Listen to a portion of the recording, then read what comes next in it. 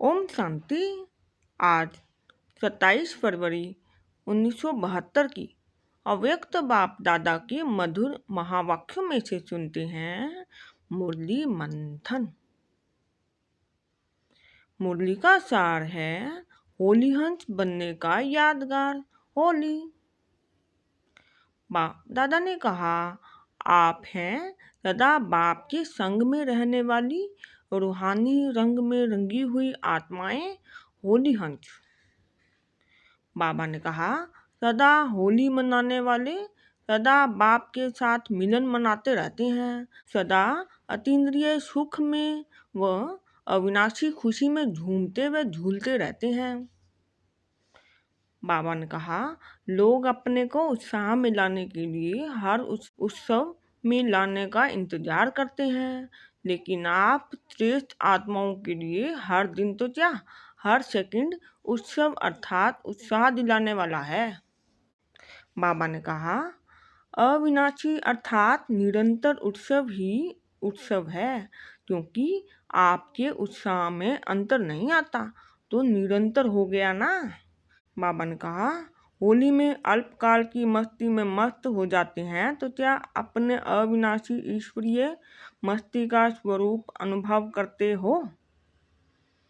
बाबा ने कहा, जैसे होली की मस्ती में मस्त होने के कारण अपने छोटे बड़े संबंध के भान को भूल जाते हो, आपस में एक समान समझकर मस्ती में खेलते हैं। मन के अंदर जो भी दुश्मनी के संस्कार एक दो के प्रति होते हैं वह अल्पकाल के लिए सभी भूल जाते हैं, क्योंकि मंगल मिलन दिवस मनाते हैं। यह विनाशी रीति रस्म कहाँ से चली? यह रस्म चलाने के निमित्त कौन बने? आप ब्राह्मण हो। बाबा ने होली की परिभाषा बताई। होली अर्थात पवित्रता की स्टेज पर रहते हो, वह बाप के रंग में रंगे हुए होते हो, तो ईश्वरीय मस्ती में यह देह का भान छोटे बड़े का भान विस्मृत हो एक ही आत्म स्वरूप का भान रहता है ना, तो आपके सदा काल की स्थिति का यादगार दुनिया के लोग मना रहे हैं। बाबा ने फिर उदाहरण लेकर समझाया, जैसे साकार रूप में यह निश्चय हर कर्म में देखा कि अपने भविष्य यादगार को देखते हुए सदा यह खुशी थी कि यह मैं ही तो हूँ। ऐसे ही आप सभी को यादगार चित्र देखते हुए व गुणों का गायन सुनते हुए यह खुशी रहती है कि यह मैं तो हूँ।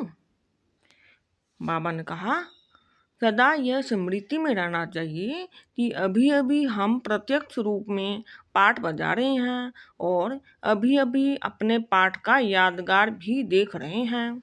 फिर बाबा ने समझाया, जैसे गुरुओं के पास व पंडितों के पास जाते हैं तो वह तिलक लगाते हैं, यहाँ भी आने से ही बच्चे बनने से भी पहले पहले स्व स्मृति अर्थात आत्म स्मृति द्वारा सदा विजयी बनने का तिलक बाप दादा द्वारा लगा ही जाता है, बाप दादा द्वारा लग ही जाता है।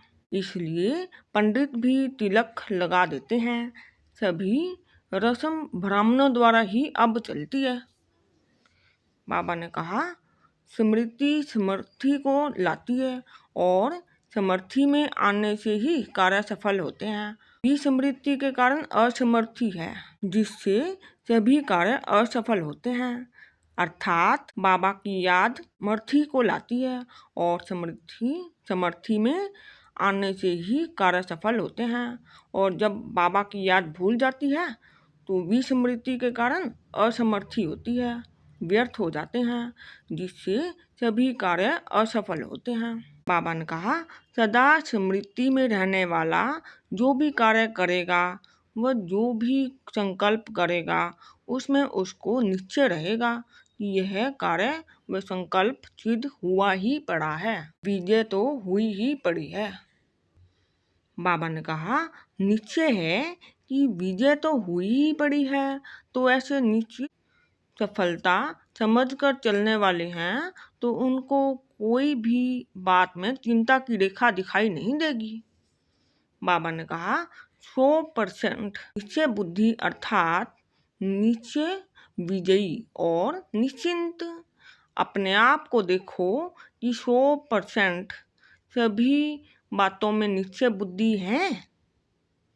बाबा ने कहा बाप में निश्चय बुद्धि, साथ साथ अपने आप में भी निश्चय बुद्धि, और साथ साथ ड्रामा के हर सेकंड की एक्ट रिपीट हो रही है, इसमें 100% निश्चय बुद्धि चाहिए। फिर बाबा ने कहा अपने आप में भी इतना ही निश्चय होना चाहिए कि मैं वही कल्प पहले वाली बाप के साथ पाठ बजाने वाली श्रेष्ठ आत्मा हूँ, और साथ साथ ड्रामा के हर पार्ट को भी इसी स्थिति से देखो कि हर पाठ मुझ श्रेष्ठ आत्मा के लिए कल्याणकारी है। बाबा ने कहा ऐसे निश्चय बुद्धि को कभी क्वेश्चन नहीं उठता। क्यों क्या की भाषा निश्चय बुद्धि की नहीं होती। क्यों के पीछे क्यों लगती है, तो क्यों में भक्त ठहरते हैं, ज्ञानी नहीं। आपके आगे तो क्यों लगती है, क्यों में इंतजार करना होता है। इंतजार की घड़ियां अब समाप्त हुई, इंतजार की घड़ियां हैं भक्तों की। बाबा ने कहा माया से बचने की युक्ति बहुत सहज है। बाप के बच्चे बन जाओ, गोदी में बैठ जाओ तो बच जाएंगे। बाबा ने कहा पहले बचने की युक्ति बताते हैं, फिर भेजते हैं। आपको बहादुर बनाने के लिए भेजते हैं, हार खाने के लिए नहीं। बाबा ने कहा जैसे शरीर की तंदुरुस्ती के लिए खेल कराया जाता है ना, ऐसे अलौकिक युग में अलौकिक बाप द्वारा यह अलौकिक खेल है। ऐसे समझकर खेलो तो फिर डरेंगे घबराएंगे नहीं, परेशान नहीं होंगी, हार नहीं खाएंगी। सदा इसी शान में रहो। तो यह है अलौकिक खिलौने खेलने के लिए। इस ईश्वरीय शान में रहने से सहज ही देह का भान खत्म हो जाएगा। बाबा ने लास्ट में कहा रोज अमृत वेले साक्षी बन अपनी आत्मा का श्रृंगार करो। करने वाले भी आप हो, करना भी अपने आप को ही है। फिर कोई भी प्रकार की परिस्थितियों में डगमग नहीं होंगी, अडोल रहेंगी। अच्छा, ओम शांति।